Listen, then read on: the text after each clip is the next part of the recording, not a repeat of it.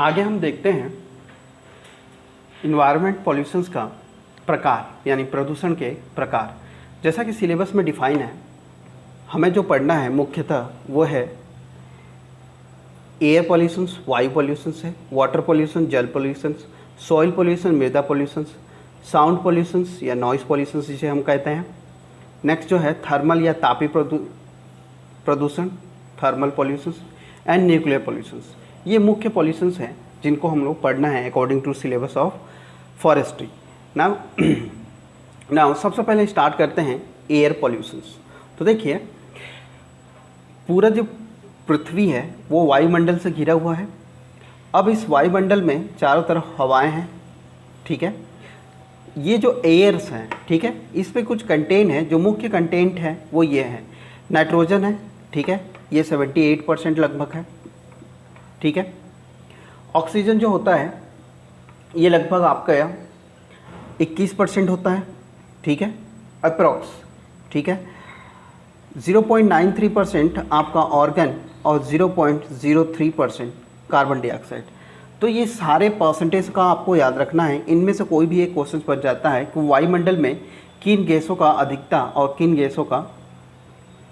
किन गैसों का कैसा कैसा परसेंटेज है, ठीक है। ये मुख्य चार का याद रखना है। इनके अलावा भी कई ऐसे मिक्सचर गैसेस हैं जो वायुमंडल में समाहित है, ठीक है। तो एयर पॉल्यूशन में हमें इसके अलावा जो देखना है, इनमें जो स्रोत हैं एयर पॉल्यूशन के, ठीक है, क्या क्या स्रोत हैं। और इससे पहले कि मैं सारा डिटेल मानवीय स्रोतों और प्राकृतिक स्रोतों के पहले हम ये देखते हैं एयर पॉल्यूशन में जो एक ज़रूरी चीज़ें जो बार बार पूछी जाती हैं उसको हम लोग देखते हैं, वो है ग्रीन हाउस गैसेस, जिसमें कई गैसेस पॉल्यूटेंट्स निकलती हैं, ठीक है। ये ग्रीन हाउस इफेक्ट होता है, तो वो भी जानना ज़रूरी है एयर पॉल्यूशन में, ठीक है। तो ग्रीन हाउस गैसेस में कई क्वेश्चंस बनते हैं जिसको हम लोग अभी देखते हैं। चलिए, तो एयर पॉल्यूशन के दौरान हम ग्रीन हाउस गैसेस कैसे इफेक्ट करती हैं ये हमें देखते हैं। चलिए, सबसे पहले स्टार्ट करें। तो सबसे पहले हम ये देखते हैं green house effect. Green house effect, जी हाँ, इससे क्वेश्चंस बनती है बिल्कुल, और ये पॉल्यूशंस भी दिखा जाता है क्योंकि ग्रीन हाउस जो गैसेस हैं, ठीक है, या ग्रीन हाउस इफेक्टेड है, वो क्या है, ग्लोबल वार्मिंग का रीज़न होता है, ठीक है। तो ये भी एक पॉल्यूटेंट पे आते हैं, ठीक है, पॉल्यूशंस हैं। सबसे पहले हम लोग ये समझते हैं कि जो सन है, ये अपना सन, ठीक है, इससे जो रेडिएशंस आते हैं, ठीक है, सन से जो रेडिएशंस आते हैं, अब उससे ग्रीन हाउस गैसेस कैसे प्रोड्यूस होती हैं और कितने प्रकार के ग्रीन हाउस होते हैं, ये इंपॉर्टेंट है। तो सबसे पहले एक तो नेचुरल ग्रीन हाउस होता है। अगर ध्यान दें तो मैं कहूँ नेचुरल ग्रीन हाउस इफ़ेक्ट, मैं शॉर्ट में लिख रहा हूँ। नेचुरल ग्रीन हाउस इफ़ेक्ट एक होता है human enhanced green house effect. देखिए, ये दो चीज़ें होती हैं, क्या कि ये हमारी पृथ्वी है, ये अर्थ है, ठीक है, ये पृथ्वी है।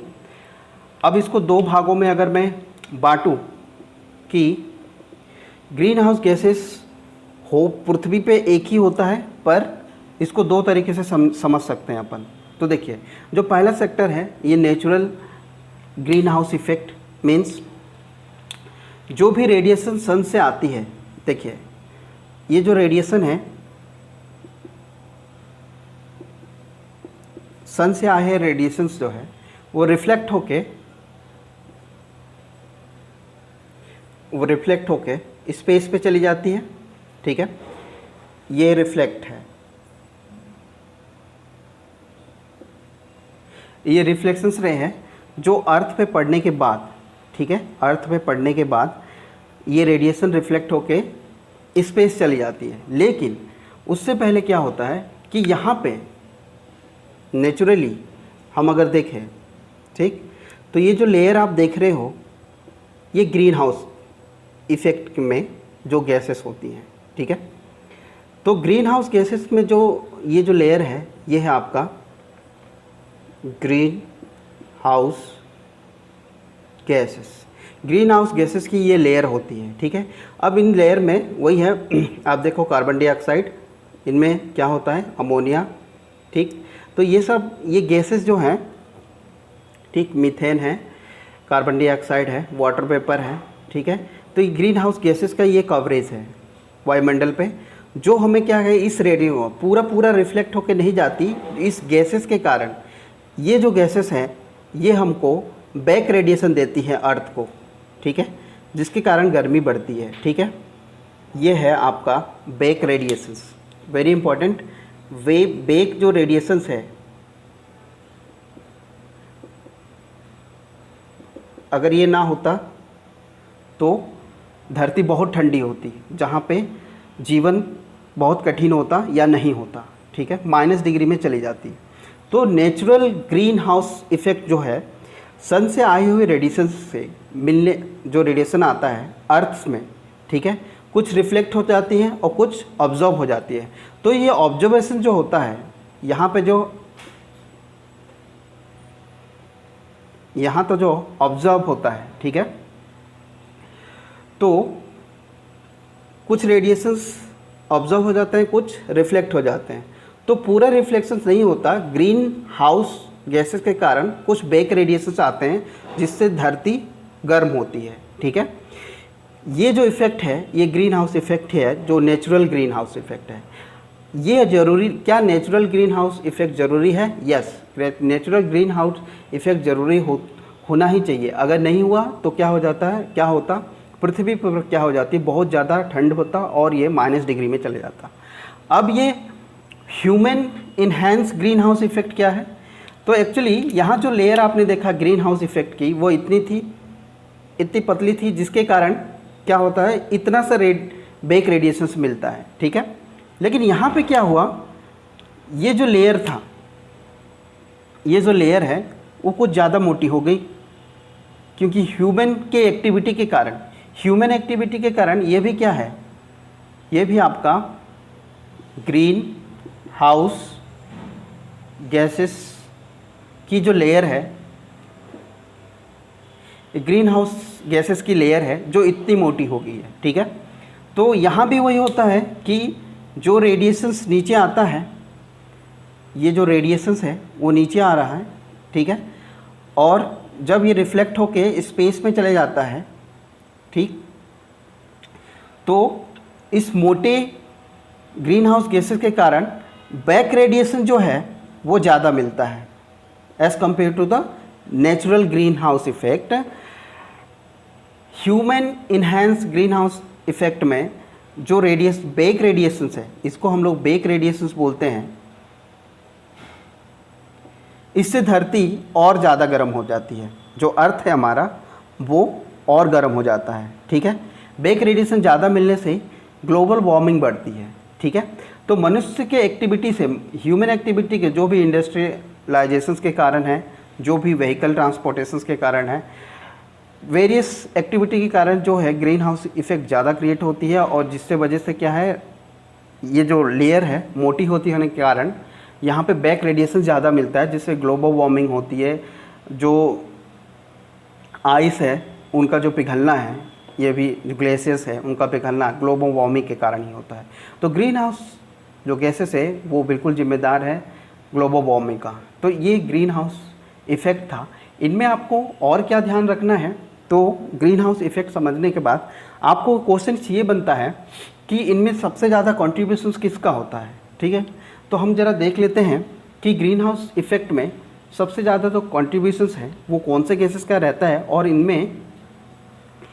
और इनके क्या क्या कंटेंट हैं, ठीक है।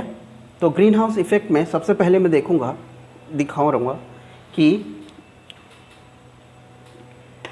कंट्रीब्यूशंस ऑफ, आप देखें, कंट्रीब्यूशंस ऑफ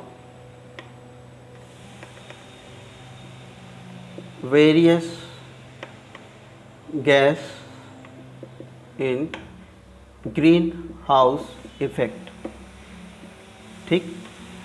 इनमें देखा जाए, अगर कंट्रीब्यूशन देखा जाए तो मैं अगर ग्रीन हाउस गैसेस का कंट्रीब्यूशन देखूँ तो सबसे ज़्यादा वाटर वेपर है, वाटर वेपर, ठीक है। अगर इनका परसेंटेज देखा जाए तो ये 36 to 70% सिर्फ वाटर गैस है, ठीक है। नेक्स्ट आ जाता है CO2। CO2 का परसेंटेज देखें तो आप देखेंगे कि 9 to 26% तक जाता है, ठीक है। नेक्स्ट देखा जाए तो आपका मीथेन आता है CH4, ठीक है, मीथेन की परसेंटेज। सो मीथेन जो है 4 to 9% तक कंट्रीब्यूशंस करता है। Rest of gases ozone, O3 है, ओजोन है, जो आपको 3 से 7% तक रहता है, ठीक है। तो इसमें मैं पूरे कंटेंट को भी बता दे रहा हूँ कि ग्रीन हाउस गैसेस में कौन कौन सी गैसेस होती हैं एक्चुअली, ठीक है। तो सबसे पहले कार्बन डाइऑक्साइड, ठीक, water vapour, methane, ozone, nitrous oxide और क्लोरोफ्लोरोकार्बन, ठीक है। तो ये सारे कंटेंट हैं ग्रीन हाउस गैसेस के। इतने ग्रीन हाउस गैसेस के देखिए, अगर कंट्रीब्यूशन देखा जाए तो सबसे ज़्यादा वाटर वेपर पाएंगे आप ग्रीन हाउस इफेक्ट वाली गैसेस में, पर गैसेस के हिसाब से सबसे ज़्यादा कंट्रीब्यूशन किसका रहता है, वो कार्बन डाइऑक्साइड का। तो ग्लोबल वार्मिंग का जो आपका ग्लोबल वार्मिंग है, ये भी किस पे, ग्लोबल वार्मिंग भी सबसे ज़्यादा कंट्रीब्यूशन कार्बन डाइऑक्साइड के कारण है। ग्रीन हाउस और ग्लोबल वार्मिंग में गैसेस में सबसे ज़्यादा कार्बन डाइऑक्साइड के कारण होता है, ठीक है। लेकिन कंट्रीब्यूशन में देखा जाए तो अगर जो लेयर मैंने दिखाया ग्रीन हाउस इफेक्ट में, जो लेयर ऑफ गैसेस है, उसमें सबसे ज़्यादा कंट्रीब्यूशन किसका है, वाटर वेपर का, ठीक है। ओके, सो ये थी ग्रीन हाउस इफेक्ट, जिस पे आपको कई बार ये पूछा जाएगा इनमें से कौन सा ग्रीन हाउस गैसेस नहीं है, ठीक है। रीज़न क्या है, ग्लोबल वार्मिंग का मेजर कंट्रीब्यूशन किसका है। तो ये सारे गैसेस है जो एयर पॉल्यूशन में भी गिने जाते हैं, ठीक है। तो ग्रीन हाउस इफेक्ट इसेंशियल भी है दोनों तरीके से, ठीक है। मैंने दिखाया कि नेचुरल ग्रीन हाउस गैसेस और human enhance green house effects. Now आगे बढ़ते हैं ग्रीन जो अपने ये एयर पॉल्यूशंस है उसके सोर्सेस के, ठीक है। चलिए अब आगे देखते हैं एयर पॉल्यूशंस के पूरे विस्तार में पढ़ने के लिए हम ये देखते हैं कि वायु प्रदूषण के सोर्स जो हैं, जो स्रोत होते हैं, वो कौन कौन से हैं। तो मुख्य दो स्रोत ही होते हैं, एक नेचुरली वायु प्रदूषण होता है और दूसरा मेन कॉज या मानव जनित, ठीक है। ये दो कॉजेस हैं या दो स्रोत होते हैं एयर पॉल्यूशन के। जैसे प्राकृतिक रूप से जो एयर पॉल्यूशन है वो जैसे कुछ उदाहरण है इस कैटेगरी के हिसाब से बांटा गया है। तो इनमें से कई क्वेश्चंस बनते हैं, कैसे वो हम देखते हैं। जैसे वनाग्नि, अगर वनों से आग लगे तो कौन से गैसेस निकलेंगे, ठीक है। तो मुख्यतः जो एयर पॉल्यूशन होते हैं हमको मिलते हैं कार्बन डाइऑक्साइड, कार्बन मोनोऑक्साइड और राख मिलती है जिसको एसएस बोलते हैं, ठीक है। तो वनों में अग्नि लगने से ये मुख्य गैसेस निकलती है वनाग्नि से। फिर जो मुख्य इंपॉर्टेंट क्वेश्चंस हैं, एक बार ये पूछा गया है क्वेश्चन है कि ज्वालामुखी वॉल्केनो इरप्शंस जो बोलते हैं, ठीक है, ज्वालामुखी विस्फोट से निकलने वाली गैसेस कौन सी होती है, मुख्य गैसेस कौन सी होती हैं। वैसे तो बहुत सारी गैसेस निकलती हैं जिनमें मिक्सचर रहती हैं। जो मेन कंटेंट है सल्फर डाइऑक्साइड, वो हाइड्रोजन सल्फाइड्स है। तो ये दो वायु प्रदूषक आप याद रखेंगे कि ज्वालामुखी के इरप्शन से कार्बन डाइऑक्साइड, सल्फर डाइऑक्साइड और हाइड्रोजन सल्फाइड निकलते हैं, ठीक है। पेड़ों की दैहिक क्रियाओं से निकलने वाले गैसेस कौन कौन सी है, तो ये है अमोनिया है, नाइट्रोजन डाइऑक्साइड है, मीथेन और कार्बन डाइऑक्साइड है, ठीक है। ये जो है पौधों की दैहिक क्रियाओं से निकलने वाली गैसेस है। तो इन गैसों को याद रखिएगा जो पौधों की दैहिक क्रियाओं से होती है, ठीक है। ठीक, आगे बढ़ते हैं। महासागरीय जीव जंतुओं से निकलने वाली जो गैस है वो भी एक बहुत इंपॉर्टेंट हो जाए, मिथाइल क्लोराइड। तो मिथाइल क्लोराइड का नाम याद रखेंगे। समुद्री जीवों से निकलने वाली जो गैसेस हैं, प्रदूषित गैसेस हैं, वो मिथाइल क्लोराइड्स हैं, ठीक है। जैविक पदार्थों के सड़ने से, देखिए ये भी पूछा जाता है कि जैविक पदार्थों के सड़ने से कौन सी गैस निकलती हैं, तो नाइट्रस ऑक्साइड्स हो जाते हैं। ठीक है, नाइट्रस ऑक्साइड के बहुत सारे पॉल्यूटेंट रहते हैं और सल्फर डाइऑक्साइड्स के। तो कौन किस किस किन किन चीज़ों से कौन कौन सी गैसेस निकलती हैं, इन चीज़ों को ध्यान में रखना जरूरी है। ठीक है, तो ज्वालामुखी से सल्फर डाइऑक्साइड निकलती है। ठीक है, हाइड्रोजन सल्फाइड्स निकलती हैं, ये ध्यान रखना है। महासागरीय जीव जंतुओं से मिथाइल क्लोराइड निकलती है और जैविक पदार्थों के सड़ने से सल्फर डाइऑक्साइड और नाइट्रस ऑक्साइड निकलते हैं। ये सारे थी जो प्राकृतिक चीज़ों से निकलने वाली एयर पॉल्यूटेंट थी।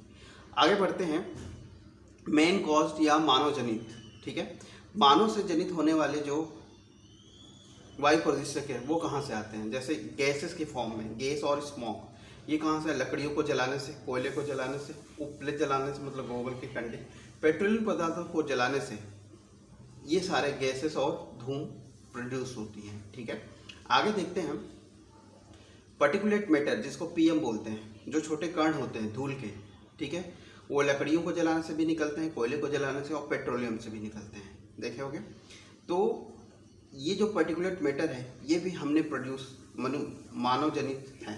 ठीक है, चाहे लकड़ियों को जलाए, कोयले को जलाने से, पेट्रोल को जलाने से, ये नेचुरली प्रोड्यूस नहीं होते। पार्टिकुलेट मैटर मोस्ट प्रोबेबली मनुष्य द्वारा प्रोड्यूस की जाती है। तो ये कई बार पूछा गया है कि इन दोनों को मिक्सर करके ये क्वेश्चन बनता है कि ऐसा दे देगा sulphur dioxide, hydrogen sulphides, methyl chloride और पीएम जो है, इनमें से कौन सा है जो मानव जनित है, तो पीएम जो है मानव जनित है।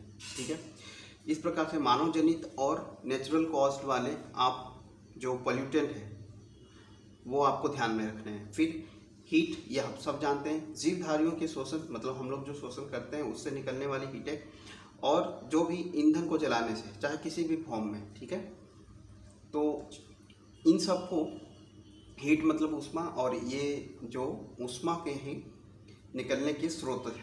ठीक है, तो ये थी सोर्सेस ऑफ एयर पॉल्यूशन को। आगे देखते हैं एयर पॉल्यूटेंट मतलब वायु प्रदूषक। अभी हमने प्रदूषण देखा, प्रदूषण के स्रोत देखा, इसके आगे देखते हैं एयर पॉल्यूटेंट जिसको हम लोग बोलते हैं वायु प्रदूषक। ठीक है,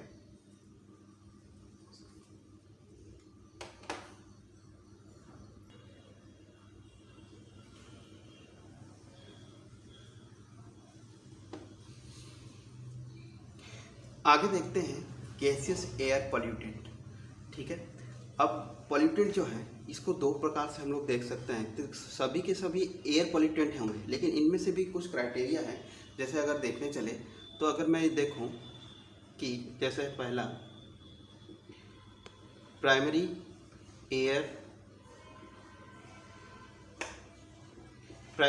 पॉल्यूटेंट,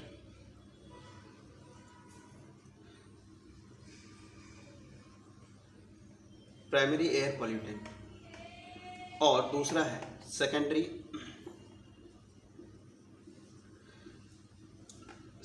एयर पॉल्यूटेंट। ठीक है, प्राथमिक प्रदूषक और द्वितीयक प्रदूषक ये क्या होते हैं और इनके क्या उदाहरण होते हैं। तो देखिए, जो प्राकृतिक या प्राइमरी एयर पॉल्यूटेंट है वो कुछ उदाहरण के साथ मैं बता रहा हूँ। जैसे कार्बन डाइऑक्साइड है, कार्बन मोनोऑक्साइड है, सल्फर डाइऑक्साइड है। ठीक है, तो ऐसी चीज़ ये सारे के सारे क्या है, प्राइमरी पॉल्यूटेंट हैं। सेकेंडरी पॉल्यूटेंट वो होते हैं जो इनसे रिएक्ट करके कोई नया प्रदूषक बनाते हैं, उन्हें सेकेंडरी पॉल्यूटेंट कहेंगे। जैसे कि आप अधिकतर जानते होंगे PAN। ठीक है, ये होता है आपका पेरॉक्सी एसिटिल नाइट्रेट। ठीक है, पेरॉक्सी एसिटिल नाइट्रेट है, ये बता चुका हूँ इसको फिर से, तो याद रखिएगा। पेन जो है वो सेकेंडरी एयर पॉल्यूटेंट है। और नेक्स्ट उदाहरण है, उदाहरण के लिए ऑक्सीजन जो है ये भी क्या है, सॉरी ऑक्सीजन नहीं, ये हो जाएगा ओजोन।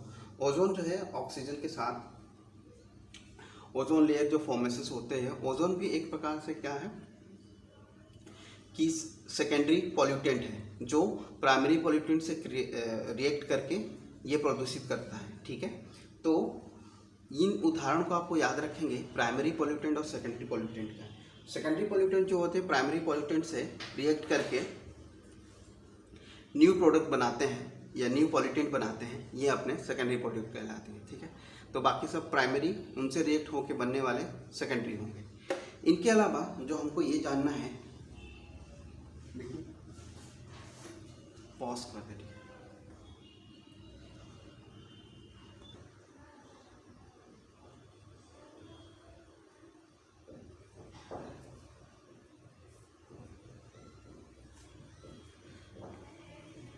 आगे देखते हैं। वायु पॉल्यूशन के बाद, ठीक है, एयर पॉल्यूशन के बाद एयर पॉल्यूटेंट जिसको वायु प्रदूषक कहते हैं, इनके दो कैटेगरी हैं। अब देखा जाए तो गैसेस के फॉर्म में रहते हैं, गैस के फॉर्म में रहते हैं, और दूसरा पर्टिकुलेट एयर पॉल्यूटेंट है जो क्या रहते हैं, कणिकी पदार्थ होते हैं। इनको हिंदी में क्या बोलते हैं अपन, इसको कणिकी पदार्थ बोलते हैं। ये हमारे कणिकी पदार्थ होते हैं। ठीक है, पर्टिकुलेट मैटर कणिकी पदार्थ होते हैं। ठीक, तो ठोस के फॉर्म में, छोटे छोटे कण के फॉर्म में, और गैस के फॉर्म में दो प्रकार के प्रदूषक मिलेंगे एयर पॉल्यूशन के।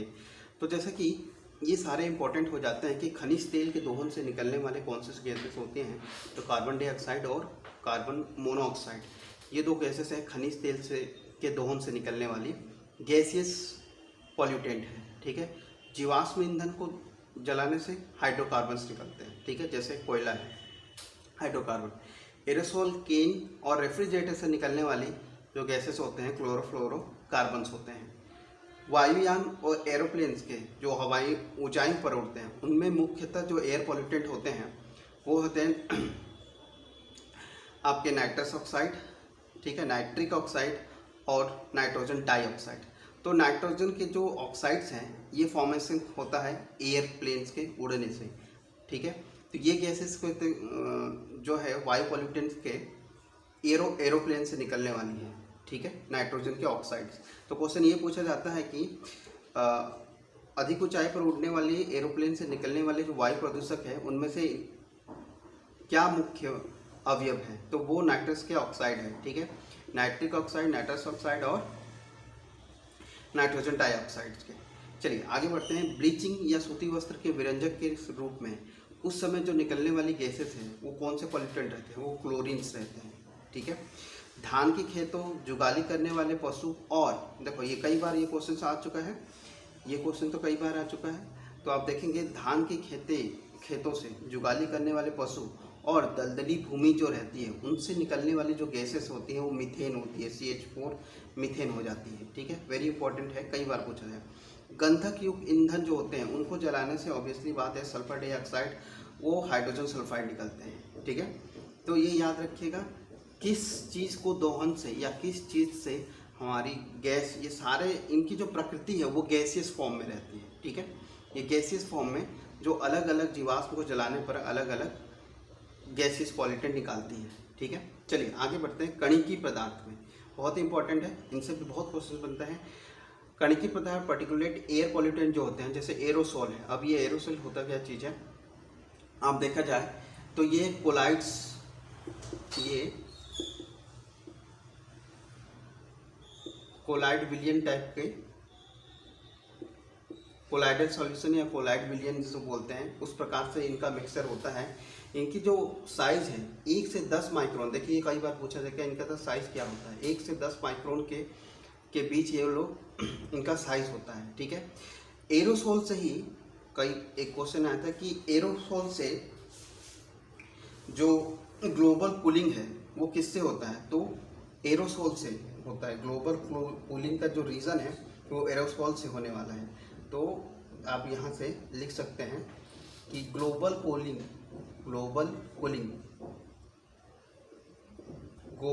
कूलिंग की जो घटना है एरोसोल्स के द्वारा ही उत्पन्न होती है, जिसे अल्बिडो में वृद्धि भी कहा जाता है। ठीक है, अधिकांश एरोसोल के विकिरण के परावर्तन के कारण ही, ठीक, जो भी अधिकांश एरोसोल हैं उनके विकिरण से एक परावर्तन को बढ़ावा मिलता है जिसको अल्बिडो में वृद्धि भी कहते हैं। तो अल्बिडो में वृद्धि का रीजन है एरोसोल ही है। ये क्वेश्चन पूछा था कि अल्बिडो में जो वृद्धि होती है, अल्बिडो में जो वृद्धि होती है वो किसके कारण होता है, वो एरोसोल के ही कारण होता है। तो ये 3-4 चीज़ें इससे रिलेटेड क्वेश्चन बनता है कि जो कोलाइड विलियंस है वो कौन है, एरोसोल है, ठीक है। ग्लोबल कूलिंग किनके कारण होती है, वो एरोसोल का रीज़न है। एल्बिडो में वृद्धि का क्या रीज़न है, वो भी एरोसोल ही है। और एरोसोल का जो साइज है वो याद रखना जो जरूरी है, 1 से 10 माइक्रोन तक होता है, ठीक है। आगे बढ़ते हैं कि कणकीय पदार्थ के और क्या रूप होते हैं। सूट होते हैं जिसको कालिक बोलते हैं, या धूम्र होता है, ठीक है। एक्चुअली आकार में एरोसोल से छोटे होते हैं, एरोसोल से आकार में ये छोटे होते हैं, ठीक है। एरोसोल थोड़ा बड़ा रहता है, इससे थोड़े से छोटे जो हो जाते हैं, मतलब 1 माइक्रोन से भी छोटे जो होते हैं वो सूट या फोम कह रहते हैं, जिसको धूम्र कहते हैं, ठीक है। आगे बढ़ते हैं पीएम, पार्टिकुलेट मैटर, जिसको हिंदी में धूलित कहते हैं अपन, ठीक है। तो ये एक्चुअली होते हैं जो जल के कण हैं, वो जल के कण, ये जल के जो कण होते हैं वो वायु में लटके हुए रहते हैं, ठीक है। जो कोहरा बनने का कारण है वो पीएम के कारण होता है, ठीक है। कोहरा जो बनता है वो पीएम के कारण बनता है, ठीक। पार्टिकुलेट मैटर जो होते हैं,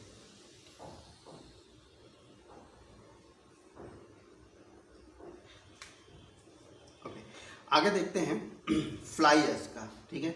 फ्लाई ऐश जो है, फ्लाई ऐश मतलब जो भी अपन देखते हैं थर्मल पावर प्लांट या कोई भी ऐसी बड़ी इंडस्ट्रीज है, उसके चिमनियों से निकलने वाली जो गैसेस हैं, ठीक है, उनसे पहले जो उनसे एसेस निकलती है, चिमनी के ऊपर से तो गैसेस निकलती है, चिमनी के दूसरी तरफ जो है ये फ्लाई ऐश का रहता है, ठीक है। तो फ्लाई ऐश के कंटेंट पूछता है कि फ्लाई ऐश के कंटेंट क्या रहते हैं। ये भी सॉलिड पार्टिकल्स हैं, जैसे कैल्शियम ऑक्साइड, सिलिकॉन डाइऑक्साइड तथा एल्यूमिनियम सिलिकेट्स के मिश्रण से फ्लाई ऐश बनता है। तो ये इनका कॉम्बिनेशन है, याद रखिएगा। इनसे जो ब्रिक्स बनते हैं, जो ईंटें बनते हैं, वो यही है, फ्लाई ऐश के। तो इसके जो कंटेंट है मुख्यतः एल्यूमिनियम सिलिकेट, सिलिकॉन डाइऑक्साइड और कैल्शियम ऑक्साइड। तो आपको एयर पोल्यूशन होते हुए भी क्वेश्चन ऐसा बन जाता है, फ्लाई ऐश के बनने वाले जो फ्लाई ऐश जिससे बनता है उसमें कौन सी मात्राएं, कौन से अवयव होते हैं, तो ये होते हैं कैल्शियम ऑक्साइड, सिलिकॉन डाइऑक्साइड और एल्यूमिनियम सिलिकेट के। लास्ट पढ़ते हैं कि पार्टिकुलेट में जो सॉलिड पार्टिकल है वो सस्पेंडेड मैटर होते हैं, ठीक है। सस्पेंडेड मैटर जो होते हैं बहुत ही बारीक होते हैं, जो हवा में उड़ते रहते हैं। इनकी जो साइज है वो इम्पोर्टेंट रहती है, 0.01 माइक्रोन से 100 माइक्रोन तक। आपको ये साइज याद रखना पड़ेगा, ठीक है। ये ऐसे कण होते हैं जैसे कि ज्वालामुखी के फटने से जो हवाओं में उड़ते रहते हैं, वो सस्पेंडेड पार्टिकल्स हैं, ठीक है। तो औद्योगिक और भी जो इंडस्ट्रीज है वहाँ से भी ये निकलते हैं, ठीक है। तो पार्टिकुलेट मैटर से ये और छोटे होते हैं, ठीक। तो सबसे बड़ा कौन सा है, एरोसोल होगा, एरोसोल के बाद से छोटा ये, ठीक है। अब इनके कंपैरिजन में पार्टिकुलेट मैटर, और पार्टिकुलेट मैटर से छोटा रहता है सस्पेंडेड मैटर, ठीक है। तो बहुत ही छोटे छोटे माइक्रोब्स के जो सीरीज है आपको याद रखना पड़ेगा, ठीक है। एरोसोल का क्या साइज होता है, सस्पेंडेड पार्टिकल का क्या साइज होता है, ठीक है। साइज मैटर करता है, ठीक। चलिए, तो देखिए इन सभी को पढ़ने के बाद पॉल्यूटेंट और प्रदूषण, एयर पॉल्यूशन पढ़ने के बाद जो आखिरी टॉपिक इसका रह जाता है, वेरी इंपॉर्टेंट है, वो है एयर पॉल्यूशन का कंट्रोल, जिसको हम लोग नेक्स्ट में देखते हैं, इस एयर पॉल्यूटेंट का कंटेंट को।